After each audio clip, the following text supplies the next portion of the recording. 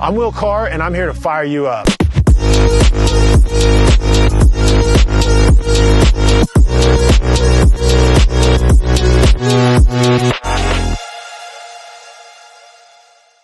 Welcome back, everyone. This is Will Carr Speaks podcast. I'm Will Carr, excited to have a good friend and fun guest on today, Bob Hoban, who is, man, how do I even introduce you, Bob? You've done so much, brother. Like built the largest cannabis and hemp law firm, not just in Colorado, but probably across the United States. And now you consult on cannabis and hemp all across the world, and do even the Gordon Ramsay of cannabis, getting into making TV shows and content all across the globe, going and testing out cannabis everywhere. So just fun to sit down and talk with you today about your life, your business, entrepreneurship, and just get in and hopefully have some fun stories to share too. So. Well, I'm super happy to be here, and I appreciate it. And it's been a long time coming, but I really love the stuff you're doing, and I'm really, really happy to be here. Excited to be talking. I do have to say, today is both a good day and a bad day, and I'll tell you why. Okay. The Philadelphia Eagles play this afternoon, and the Eagles are gonna prediction here. The Eagles are going to win the game against the Niners. But yesterday was a sad day. The legendary Bob Weir had passed, and he was one of my idols, someone that I just modeled my life after. And the guy has been on stage more than any musician in history by a long shot. Wow! And sadly, he died yesterday at 78 years old. But the beat goes on, if you will. So and that's the thing about creators and musicians, and really any type of artist, right? Your art lives past you. So, and not to get on a tangent here, but that was kind of his objective. I was reading a lot yesterday. It was a day of mourning, if you will. Incidentally, the very first time when I was in college that I lost someone that felt like they were close to me, because I was young and I didn't have necessarily deaths in my family up until that point, was when Jerry Garcia died. And this kind of feels the same way in a weird way. I'm obviously much older, and death has come through our lives, but yeah, it's interesting. But that was one of his goals, by the way, was to impact music for 300 years by pulling all of the historical and traditional music and the blues and everything that they pulled into their music and put a stamp on that, and how that sort of spider veined out into the world, and will continue to be in the world for the next generation and the next generation. Super cool. That is cool. It's interesting. I always think it's interesting when no matter how famous you are, when you pass away, you get a day. And then the world moves on. Exactly. So it makes it even more important just to enjoy what we're doing now and be present in the moment, and just dive into real connection, real conversation, and what matters. So tell me what's new in your life, man. What's new?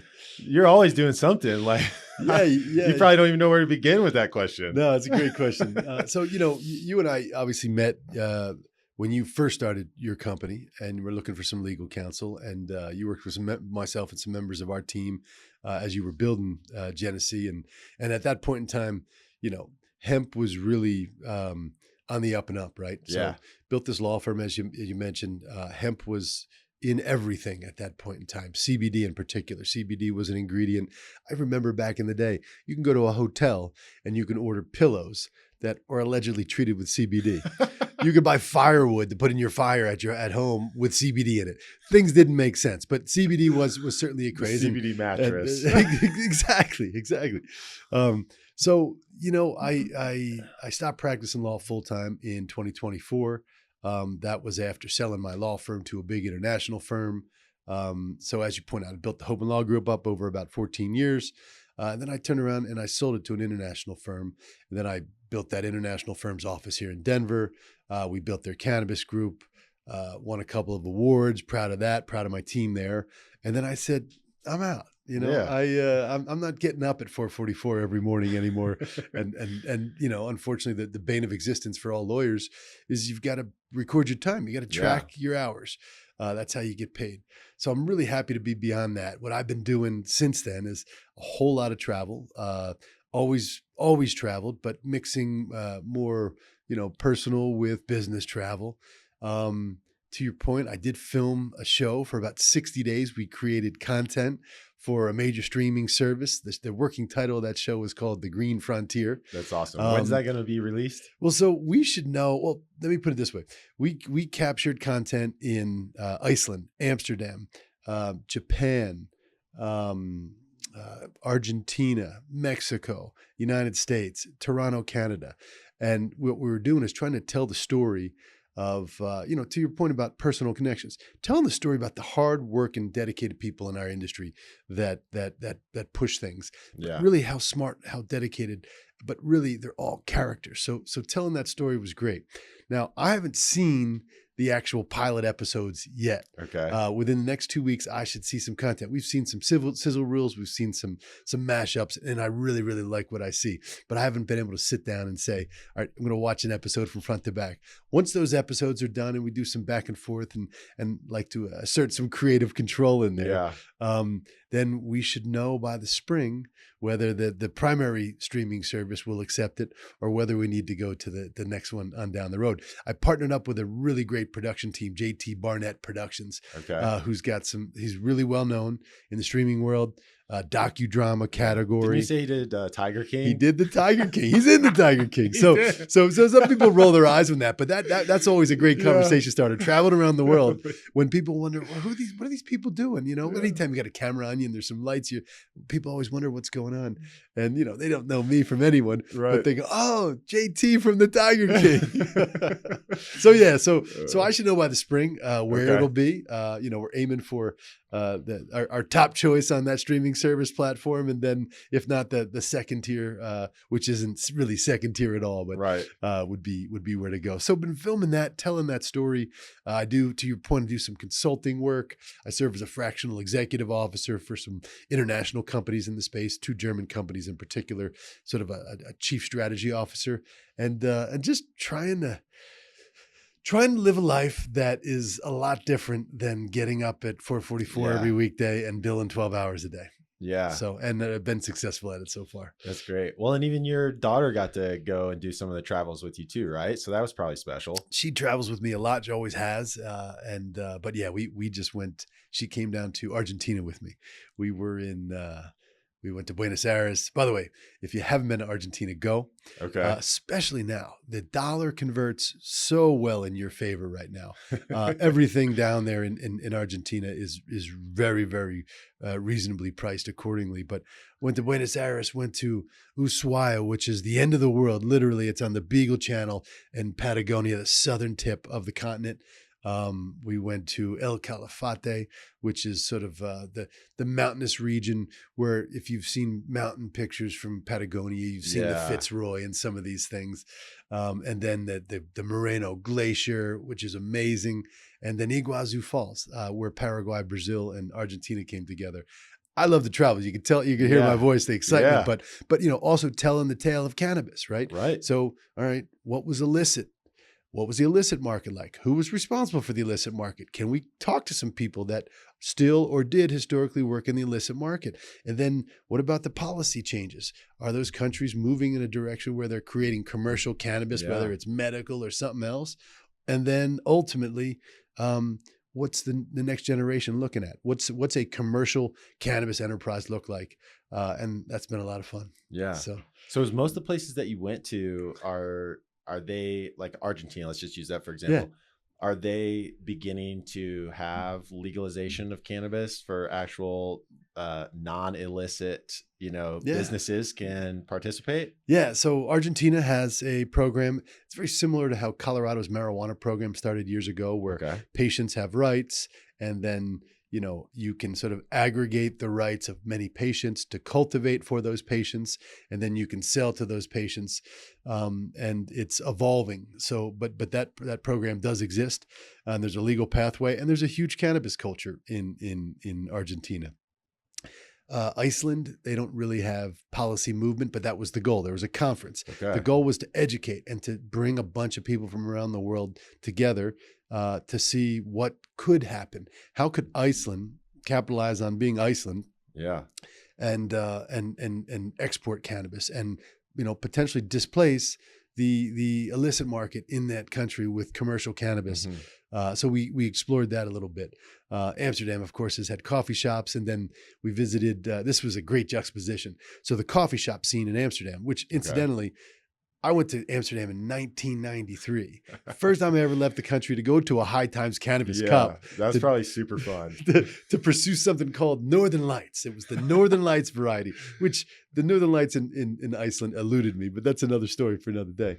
But the whole point is we went and visited Bedrocan. Bedrocan's a government contracted cultivator for the Dutch government. That cannabis doesn't end up in coffee shops. It's commercial, pharmaceutical grade. Okay. And they've been around for 20 years now. So we visited that and then went to dispensaries or coffee shops rather, and sort of, telling that tale. What's different? What's changing? How do these worlds merge if they ever do? And those are the kind of stories that we like to tell. And I'd be delighted if the streaming service says, we love what you did, go make 12 episodes and we'll be on a plane again. So. Yeah. Well, tell one of those stories, like, from one of those coffee shops or how that came together, like one of your favorites from something. Yeah. So the Bulldog coffee shop. So the Bulldog's the first coffee shop in the Netherlands or in Amsterdam. Okay. And, coffee shops, when you think of coffee shops, basically you're walking in. Yes, they serve coffee, oftentimes serve alcohol as well. And then the coffee shop's allowed to possess, tolerated, I forget the exact number, but I think it's 500 grams of cannabis. And 500 grams of cannabis in a tourist-laden coffee shop is going to sell pretty quickly. Yeah. So it's a system where they're bringing cannabis into the back alley and, continuing to replenish the shelf. And nobody really asks where it comes from. There's no testing associated with it. But the cool story about the Bulldog is the Bulldog started as a way to bring people together. It was really a community gathering place, right? And the family that put that together, there was an orange on the main level. And if the cops came by, they would drop this orange into this tube and the orange would go down. And that was a signal for the people with the cannabis downstairs to get rid of the cannabis before the cops came down. So, so old school Dutch. And, the thing about the Netherlands, which is interesting is, we think about coffee shops in Amsterdam, but Dutch people are not exactly enamored with cannabis. Like not all Dutch people are out there smoking weed. It just happens to be a sort of this culture within a culture, particularly originating in Amsterdam. And that's an interesting thing. But then to walk into a medical grade facility where all the plants are beautiful and the owner will sit there and look you in the eye and say, we don't care how our cannabis looks or tastes. It just has to be consistent every single time. And that's a bit of an overstatement, but medical grade doesn't matter. Those consumer preference things, smell, taste, they don't matter. What matters is that it's the same thing every single time. And that is the future of medical grade cannabis. Went to Japan for a conference, and nothing is happening in Japan. They've got a CBD law. They allow hemp in a very limited fashion. I have a hard time thinking of the Japanese as stoners. Seriously, but we met a bunch of Japanese stoners, I'll tell you that. And great folks too. They said, whatever you do, don't smoke cannabis in Japan. You're gonna get caught. Like there's this feeling of that's a drug. It's just it's up there with cocaine or heroin or something like that. And if you use it in public, somebody's probably going to do something about you. I remember being on the street with a few folks, with a pre-roll, and even the guys on the street would, in Tokyo, where, Tokyo's a busy city, like way too busy. Right. It's one of the most populated cities in the world, I think. And this particular part of town is called Shinjuku. Okay. It is, it's like 10 pounds of people in a 5-pound bag. It's so packed. But the people on the street, when they smell the cannabis, even sort of the guys on the street that might be into a hustle or a little bit of a street deal type thing, they're looking at you going, what the hell are you doing? You don't do that here. It was really, really, really a weird vibe. And there was no chance of getting cannabis in Japan. And the stuff that we did ultimately get was not very good at all. And that tends to be something that we forget. Cannabis here in Colorado, in California, in the U.S., especially in our commercial regulated systems, it's really, really, really high quality. Right. It ain't that way the rest of the world. And we do have to stop and pinch ourselves every once in a while and just be grateful that we have a system that allows for that. So. Absolutely. No, I remember when I was playing basketball overseas, living in Peru.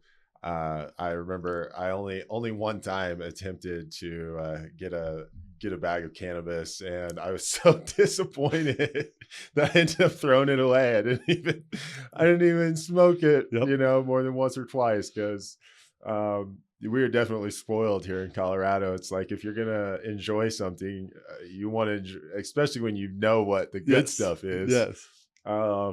It's not even worth it. I was in Greece earlier in 2025, and I had come from Morocco. I was working for the Moroccan government, so I had some Moroccan hashish, some Beldia hashish, the finest of the fine, the Moroccan gold, and unfortunately I like to smoke that with tobacco. So I'm on this little boat trip on one of the islands in Greece, and the guy sees when I'm rolling. He sees that I'm putting more tobacco in there, and he goes, "Can I have some? Is that?" He goes, "I lived in Morocco when I was a teenager or whatever." He goes, "Is that Moroccan hashish?" And I said, "Yeah, you want some?" So he insists on trading me some of his Greek weed for the Moroccan hash. And the Greek weed was awful. I mean, it was awful. To your point, not worth smoking at all. Yeah. So just give it back to him. But he was dancing in the streets. He was so happy. He was so happy. But no, it's been a wild ride, and there's still obviously a lot of stigma attached to the plant and just what's happening around the world, including in the U.S. I mean, we're in a situation where we're moving towards rescheduling.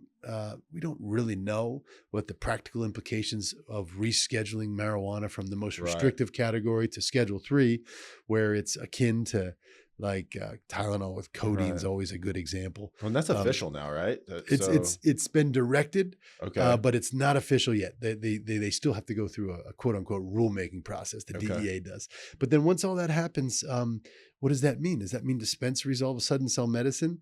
It's doubtful. The dispensaries don't necessarily fit into that model. Maybe a manufacturer or cultivator does, but dispensaries don't. So it's really going to be interesting to see how this plays out, or whether this is really just kind of like a political ploy, right? Like it was under the Biden administration, to say, hey, let's give the cannabis industry folks something that they think they want. And I stress they think they want, because you really don't want rescheduling for a lot of different reasons, but with the hope that maybe votes are attached to it in the future. Why wouldn't you want rescheduling? Because on the surface level, it seems like that's only good.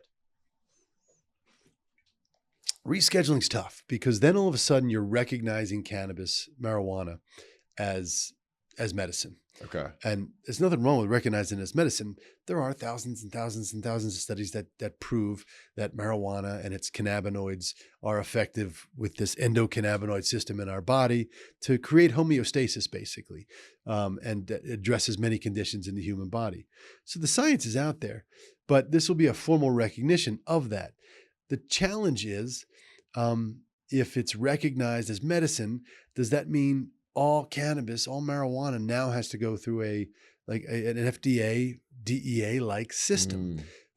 If I want marijuana because of pick a condition, right?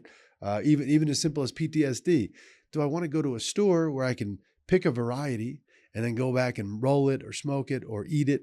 Or do I want to go get a pill? It really is that line in the sand that we don't know which direction it's going to go. Rescheduling tends to move it into a medical world, like and pharmaceutical medical world. And it needs to be recognized as that, absolutely. But there has to be something that exists as well, where I can go get my cannabis legally in its natural form, in a U.S. consumer friendly way. I should be able to walk into a store, and pick what I want because I'm 21 years or older, not because I have a diagnosed medical condition. Right. So it's interesting. Now, the clamor from the industry has been to deschedule, meaning take it away from the roster of scheduled substances. The model there is like alcohol and tobacco, right? Mm-hmm. Alcohol is not a scheduled substance. It's off of the rank of schedules. Tobacco, less of an intoxicating substance, but still, impactful in the public health. That's also excluded from the roster of controlled substances. So the idea would be if you took marijuana and you put it under the descheduled environment, and then you could sell THC. We see the THC beverages everywhere. You could sell THC products over the counter to anyone that's 21 years or older. That's a really interesting concept, but you can't do that and undermine the development of drugs and medicine, because while cannabis might be beneficial to me and to people in my family and people that are, my mother, when she was undergoing her cancer treatments years ago, it was really, really helpful to her. And it's helpful to so many people for so many different reasons. But do those people want to go get a pill? I think your average American wants to go to a doctor and have that doctor say, here's your prescription, go get 50 of these pills, 10 milligrams each or whatever the number is, and take them, versus go home and experiment with a plant. Mm-hmm. And both of those systems need to exist is my point. Yeah. So rescheduling puts marijuana into that pharmaceutical medical lane. And does that mean that the door on over-the-counter or OTC cannabis, when you're 21 years or older, adult use, whether that starts to close? And that's what I worry about. Yeah. Well, do you think that maybe there would be a distinction between like the cannabis marijuana side and the cannabis hemp side? Because talk about those THC drinks that you can buy over the counter. Correct me if I'm wrong, but I think all of that's coming from hemp-derived THC. More or less, yeah. Yeah. So, and there's obviously it's the same plant, but it has different properties. And so do you think maybe that's where the line, of course we would like to see just legalization, the deschedulization, I think obviously is what makes most sense. To us. But you still have to schedule something, right? Right. Like that's the argument is you should deschedule it so that, like alcohol, I can go to a store if I'm 21 years or older and buy it and it's produced safely. Yeah. But you still need it scheduled so that there can be research and medical drug product development around cannabinoids. So I think that that's, one way I look at it is the plant produces cannabinoids. It produces a number of other compounds as well, but cannabinoids tend to be either in natural formulation or sort of, configurations where they mix cannabinoids together after isolating them to create a formulation that's supposed to have some sort of efficacy in the human body. But cannabinoids in that case are merely ingredients. It doesn't matter what flower they come from, to the point about Bedrocan in the Netherlands. They're just producing a flower. That flower every single time is going to be the same. So whatever I take out of that flower to make a drug out of it, that's the compound, that's the ingredient, if you will, the active pharmaceutical ingredient that becomes the basis for the drug.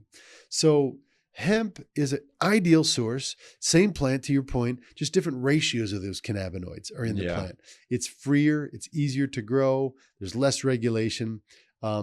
At the end of the day, cannabinoids are merely ingredients. Yes, you've got your marijuana culture purists that want the most beautiful flower that smells a particular way. You've even got that crossover with that natural product and medicine, where this flower, because of its ratios of X and Y and Z and terpenes and flavonoids, can help with diabetes, for example. But that's not how our medical complex works. They're going to take all those individual cannabinoids and then put them together and make a formulation over here and then put that in a pill. So at its core, cannabinoids are merely ingredients, and it doesn't matter which plant you get it from. It just has to be one that is a plenty and that is produced consistently, whether that's hemp or marijuana. And, we have this big policy battle between the hemp sector and the marijuana sector, because the hemp sector was out above their skis a little bit and selling intoxicating compounds in every convenience store, grocery store, and liquor store they could find. And, God bless them. This is America. It's entrepreneurialism. If the door is open, Americans are going to kick right through it. And that's what we love about this country. But at the end of the day, it was a little bit too much too fast. Yeah. And that created this tension. And the federal government's really at a point right now where they say, we got to do something about hemp.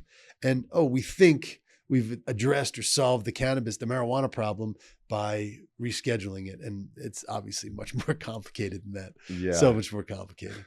So much more complicated. Yeah. Well, let's get in. I want to hear about when you started Hoban Law and just kind of what that journey was like. Was it 2010, 11? Like, when did cannabis first become legal here in Colorado? Yeah. Cannabis became legal in Colorado in the early 2000s with an amendment to our Constitution that created rights for medical marijuana uses. Now, when I started practicing law, I was a commercial litigator. I tried a bunch of cases. I worked on behalf of companies. I worked for a big firm. Yeah. Then I got into something called eminent domain, property rights. Okay. Also in a big firm. And that was a big deal at the time because, when the government can take your property, a taking, right. It's the Fifth Amendment in our U.S. Constitution basically says that the government can take property for a public purpose. But that got bastardized. I'll come back to the marijuana, I promise. But that's how I started my career, like as a property rights advocate, because what I saw was people getting their properties taken, not for a police station or a road or a school, but because the city could then do urban renewal, scrape it all clear, and then put a brand new strip mall on it, and then put these PIFs and TIFs, these tax increment financing pieces on it, and make a bunch of money for the town. And it was a creative way for the towns to make money. But that was no reason that you should get your property taken. It effectively meant that if I owned a Motel 6, that the town could take my Motel 6 and put a Ritz-Carlton on it because it made more tax dollars. That was the sort of extreme illustration of how that could go. And it really, really made me mad. So I started my own firm based on that. As that began to evolve, there was RTD. They were acquiring properties all over the metropolitan area to build their light rail lines. So I started representing property owners. And there was one particularly famous case. Kim and Galen are their names. Pro Tint was the name of their company. They owned a window tinting and Native American art store. They sold cigar store Indians, for lack of a better way to put it. Super, super cool things. I have a totem pole from them in my backyard, which is really amazing. But point being is, RTD wanted to take their property, not because their property was going to be a light rail. They wanted to put commercial on their property adjacent to a light rail station. So we went to the mattresses to fight that. And ultimately we got the really, really good deal and they were happy. Well, so that's how my practice started. Then I started to see, there's a guy named Rob Corey, a criminal defense attorney. I knew his wife because she worked for the Independence Institute, which was a property rights think tank located here in Golden. And ultimately, I met Rob, and Rob was a criminal defense attorney. And I said, if your marijuana clients need contracts, review of leases, land use, tax advice, and attorneys that I work with have that sort of more corporate, more business side. So that's how my business started to build. And started what was originally Hoban and Fiola. I read an article on an airplane. It said how to build a national firm with low overhead. Literally, that was like the title of the article. I can't remember exactly what it was. And I sent it to a couple friends of mine that were also dabbling in the cannabis space. I said, we could build a national law firm with a network of independent contractors, create a brand behind it, and really push it and like provide these services, business services, not just criminal justice or criminal defense services. And that's how it started. So I had this idea. So I went to conferences, cannabis conferences all over the country. And I started to meet lawyers. I'd go out to lunch with the lawyers. And then I prepared this little 1 page, maybe 2 pages, but it was an independent contractor agreement, which I would say, if you're lawyer X from Illinois, I'd say, Will, come work for the Hoban Law Group. Doesn't mean you have to change anything. We'll market for you. We'll bring cannabis work. Here's the contract. It provides a split for the revenue that we generate together. I'm going to put all your information on a website. We're just going to go blow it up. Yeah. And that's what we did.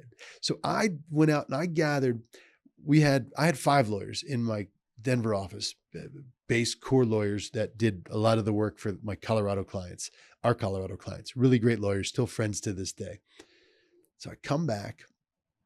after, 3 months of these conferences, and I've got this big stack, 35 different independent contractor agreements signed. And I slide them across because I didn't tell anybody else at the firm I was doing this.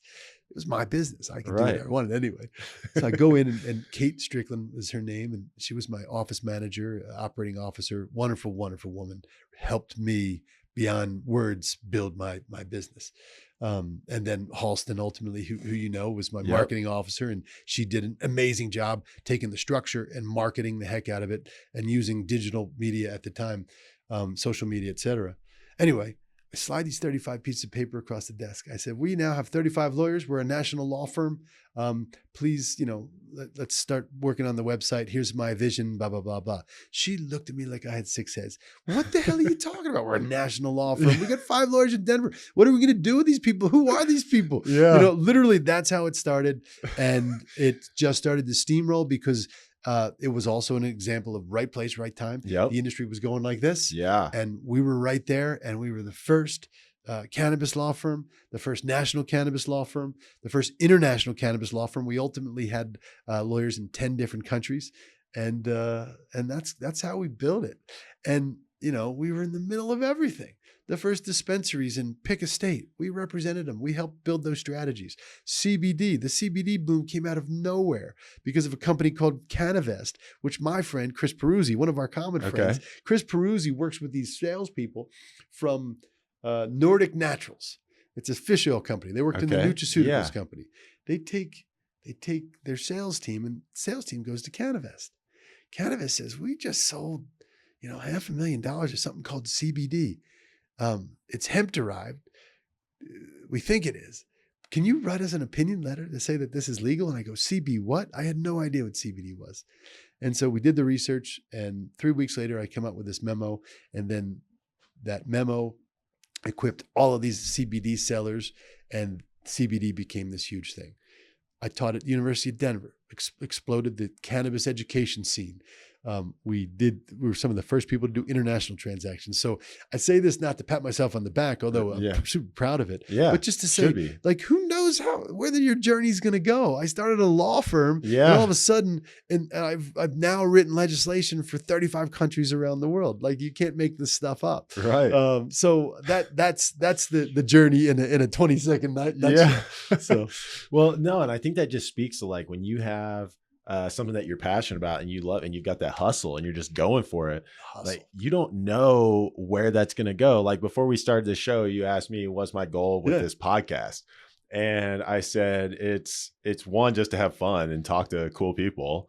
But two, it's who knows where it'll go. Like, who knows? It's to make the connections and meet people and have fun conversations. Yes. There really is no end goal in mind, really. But with that type of hustle, who knows what's going to happen? And I think anybody building anything can take something from that to just see, if you just one foot after the other, just go, just do it. Just go. And, it required being a leader, which was always natural to me from, a sports background as well, always was the captain of different teams and always out in front, and sort of people gravitated towards me. And in the legal context, it was finding these lawyers that wanted to work in the space, sort of offering something that they couldn't do by themselves, offering that marketing engine, and just finding really, really good people. Garrett Kraft. I mean, if I didn't find this young attorney who is an intern, but he was an intern before he was an attorney,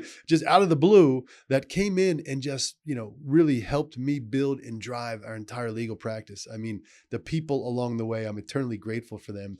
The Hobanites, as they were known at the time. But no, we really had a great thing and had no idea where it was going.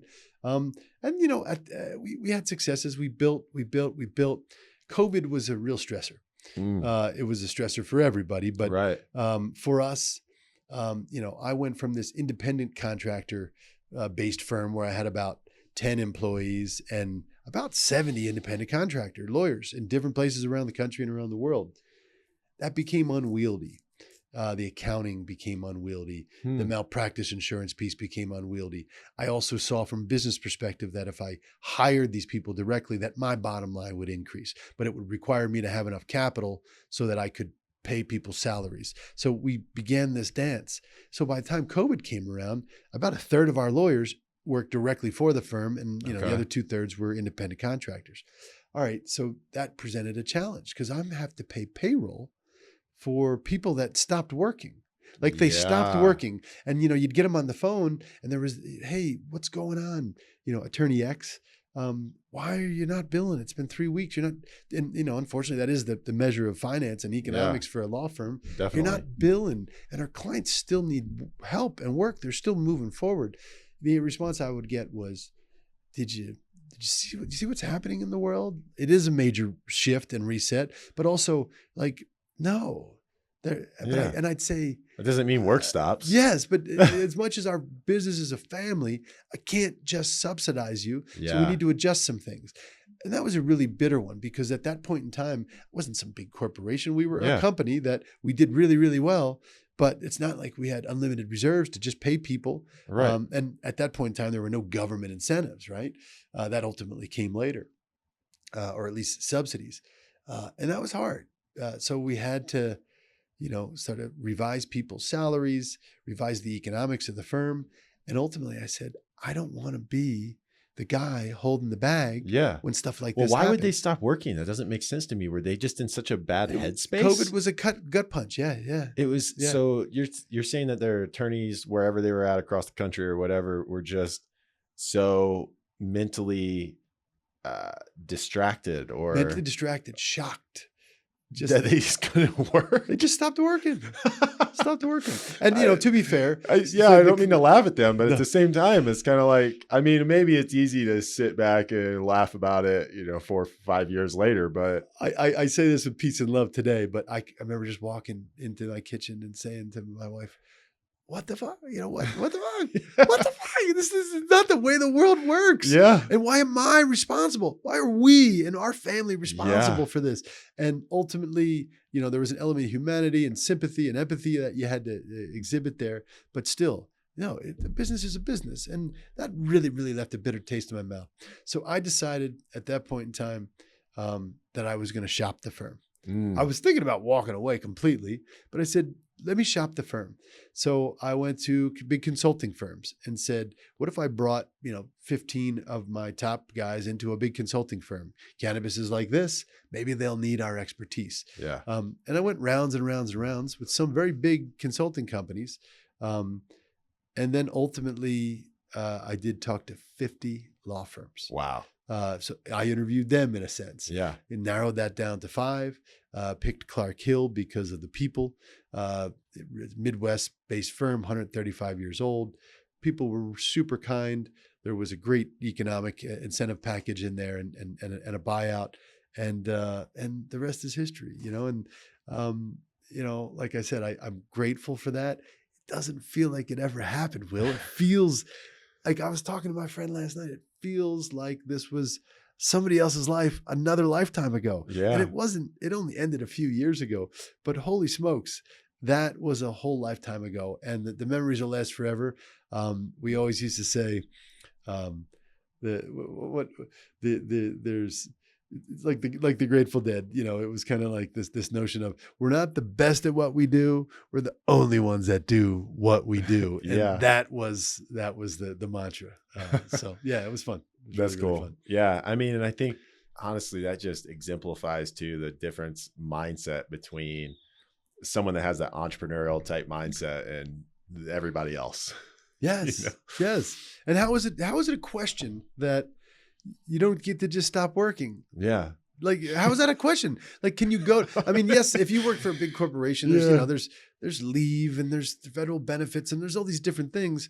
And, companies that are built for those things kind of have reserves for those purposes, but not in what in effect was a small business. There's no way that I can subsidize multiple families because they didn't want to work because the world was changing. Right. And that was a bitter, bitter, bitter pill to swallow. Yeah. And made me for a little while lose faith in people, because all of the good things that I think I did for people, creating opportunities. Yes, again, we all did it together, but I was the visionary. I made what was in my head real. Yeah. And people were able to plug into that. all that went out the window, Will. Didn't matter what you did for people at that point in time. Yeah. All of a sudden you were the one standing in the way of their next paycheck or whatever. And it made me lose faith in people for a little while. Man, yeah. I've got it back, but it made me lose faith in people a little while. Well, I think it's understanding too that there's people that it's worth having faith in. Yeah. And then there's people that it's not worth having faith in. Some people just want their hand exactly. out Yeah. versus, willing to throw in. So, maybe we'll, our next business venture, we can open a quality layering center or something. people want handouts, man. They wanted a daycare is what they wanted, but that's neither. And and that was hard because I had to make all these decisions in secret about changing the firm and selling the firm. I had to do all this stuff. I let a few people into the thing, but eventually it was, we're merging into Clark Hill as of July 1st, 2021. We're now going to be Clark Hill. People went nuts because they didn't see it coming, and that was unfortunately one of the things, when you have to keep information confidential, which lawyers tend to be good at, and then the information gets revealed, all of a sudden you pissed a lot of people off. Yeah. So, but again, it was a great example of building the business, the first of its kind, definitely the first in the country, the first in the world. We expanded it, like I said, all over the world. And, sort of riding that wave now is, just someone that's really recognized for helping build this industry and, the opportunities that come out of it. But now it's I choose fun. I choose fun now. Yeah. And that's something that I don't think I was ever raised to choose, right? Growing up in, Southern New Jersey, blue collar mentality, hard work. Like, I'm proud that I have that hard work instilled in me and that I did that. And, coupled with opportunity and some ambition. I don't know if that notion of hard work is instilled in people. Not many. That much these days. Yeah. And it still gets you whatever you want in this world if you roll your sleeves up and you get it done. Mm-hmm. Yeah. I think I was listening to something the other day. It's like you can visualize, you can dream, you can, try to manifest as much as you want. But if you don't combine that with action, it's never going to come to fruition. There's these knuckleheads that go, the 4-hour work week. There's no such thing as a 4-hour work week. Because even if you can have a 4-hour work week, all your competition is working 44 hours or 54 hours. Yeah. So you're still going to get blown away. The answer is still always rolling up your sleeves and working hard. Definitely. No matter what it is. Because Tim Ferriss, who wrote that book, The 4-Hour Work Week, great entrepreneur. I love that book because the actual principles behind it are about efficiency. Yes. And how to build your business or operate a business in an efficient way. He's a great marketer. There's no way Tim Ferriss only works 4 hours a week. Right. Tim Ferriss probably works 60 hours a week. Exactly. And it's because, and I think a part of that too is because I had someone the other day ask me how many hours a week do you think you work? And I could answer that so many ways because so much of what I do is so fun for me. Sure. So when I'm in my office from 6 to 10 p.m. at night, getting stuff done, doing things, I don't necessarily think of myself as I'm working in those hours, but I guess technically I am. So do I work 10 hours a week or do I work 80 hours a week? I'm not really sure. Sure. Somewhere in the middle.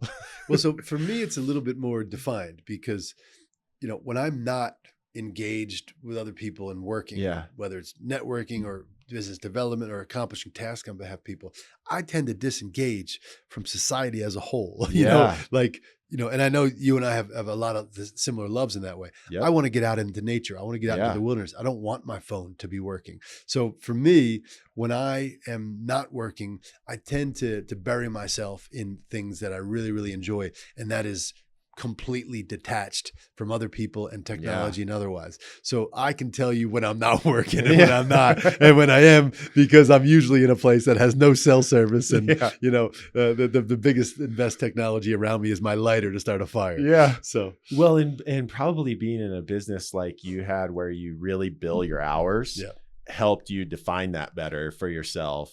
Versus someone like me who has a consumer product or what, I might make money in the middle of the night or it's like whenever someone buys something on the website, it's not necessarily, I'm not billing for hours per se. Right. So that might in some ways I could see that help define that in your mind. I'm working, I'm not working. But yeah, we talked about, you choose fun now, and now we're talking about when's the next like big Grand Canyon type, long excursion. Like when are you doing? You got any backpacking trips planned? Utah's my favorite place on the planet. Southern Utah, the canyon systems out there. I tend to get out there in April and in about October every year. I haven't planned it yet, but I've had some of my best buddies in the world from the East Coast. They'll come out every year and we'll go and we'll do either a backpacking trip or a river trip. Last year we floated the Green River for about 100 miles, awesome. Which was amazing. And this year I'm going to try to push for a little bit of a 25 to 35 mile loop canyoneering trip and get out there, and that'll be more likely than not in April. The weather is perfect in Utah by that time. It hasn't gotten too hot. The nights are crisp and cool, and there's a lot less people out there. That would be ideal. I'm thinking of a place called Robbers Roost this year. Okay. So Robbers Roost is, if you go I-70 west, you hit Green River, Utah. Shortly after, there's a state highway. I think it's State Highway 24. You'd start driving towards a town called Hanksville, and Robbers Roost is on your left-hand side. It's the most remote part of Canyonlands National Park is out there. It's called the Maze on this road, but Robbers Roost is full of canyons. There's a river called the Dirty Devil River. Okay. By the way, the greatest river name ever, Dirty Devil. And it's called the Dirty Devil River because it's just a dirty, muddy river. Yeah. And because it's not always high, but that's where I'm going to be heading in April. And in fact, you should join. We should definitely get out there. Let's talk about it. How many days would a trip like that be?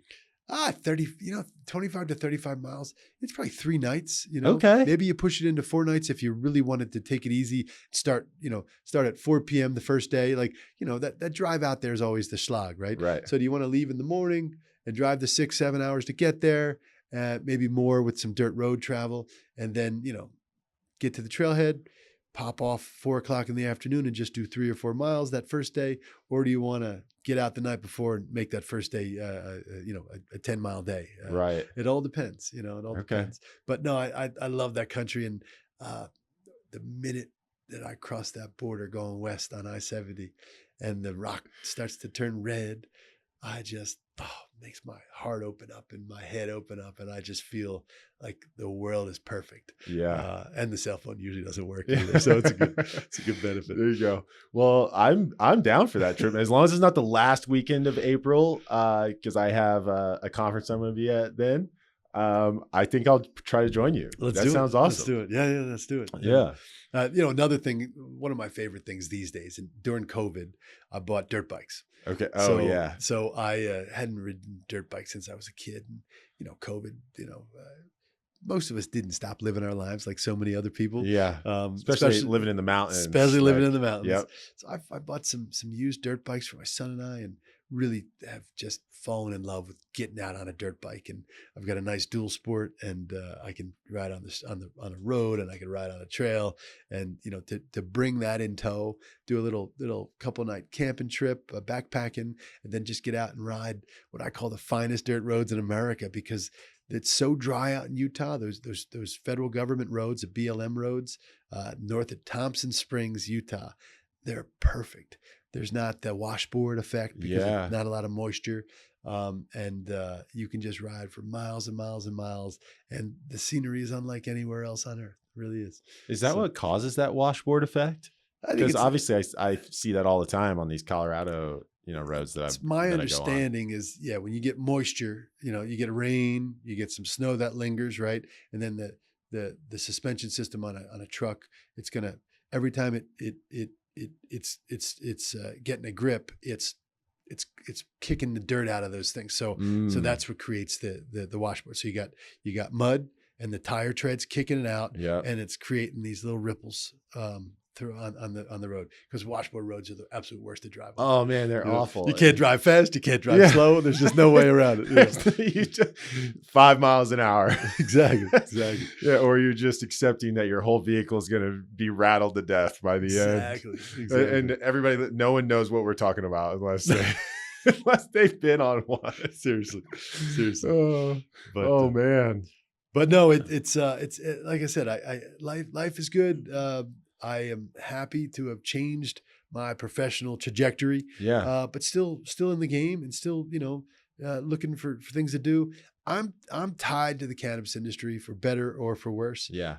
Because I helped build it and because I know it really, really well. And I can add a lot of value to companies. And that was kind of the thing. I kept stepping away. I went and looked at retreat centers. Oh, maybe I'll buy a retreat center in Central America or Mexico. Plant-based medicine, yoga retreats, just host it and live there.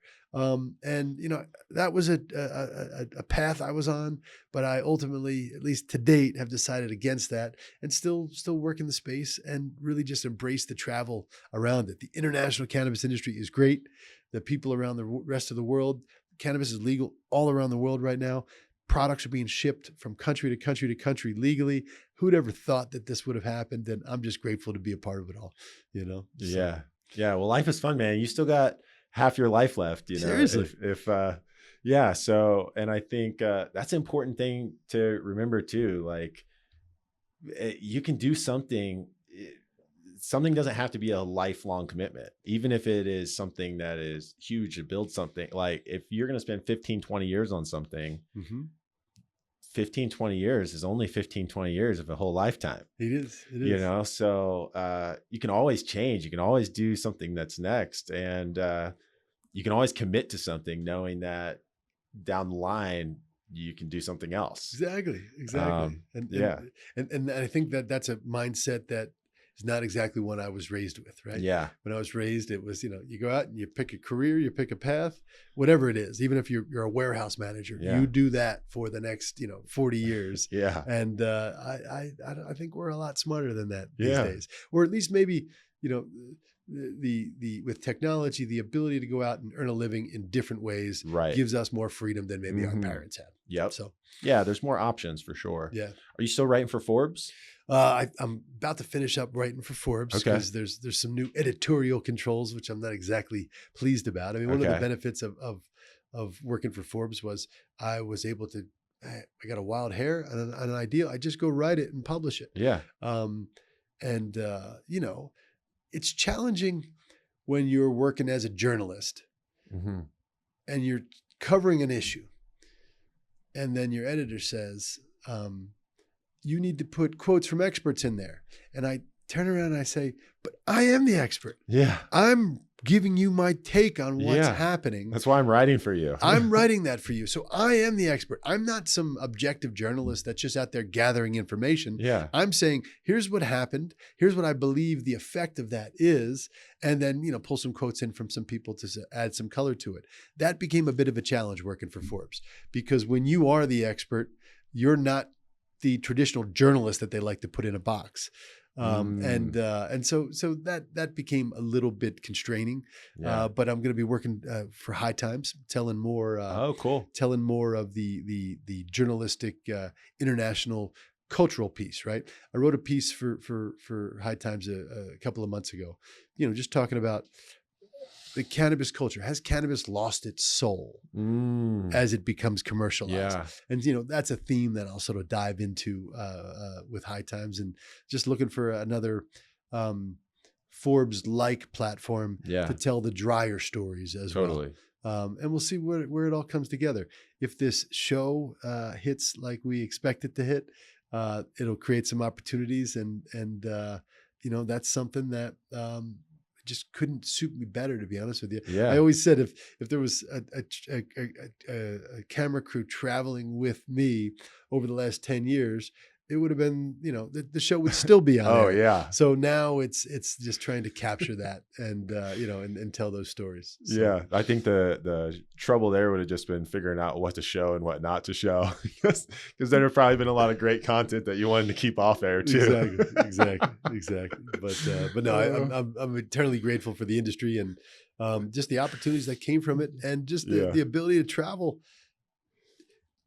To your point, I started out as a lawyer. I had no idea where this was going to go. I still have, really, really great legal skills, but I choose not to use those skills every single day.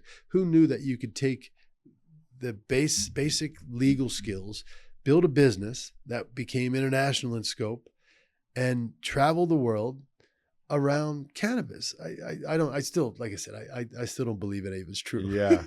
Well, and I also think that like certain legal skills, like the mindset that you have, especially the mindset around a litigator, is it's strategic. It is the way you think about things is very different than even probably 90% of lawyers out there that are just thinking, oh, I need to write something and have do the paperwork for this.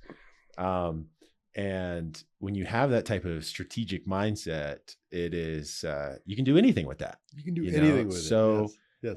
It's like whatever thoughts, whatever dreams, whatever passions you have, you can take those sort of strategic thoughts and apply it to what are you doing? Because you're able to think not just about one individual thing. You're able to think in a more omniscient 360-degree way that lets you see things from multiple perspectives and angles. And that can apply to anything. It can.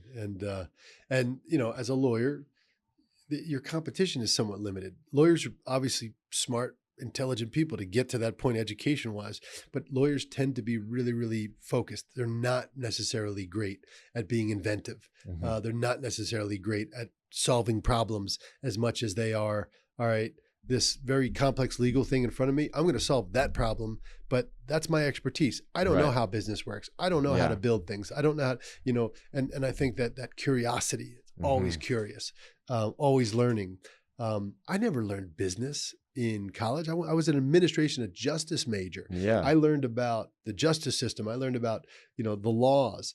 I learned about business from my clients.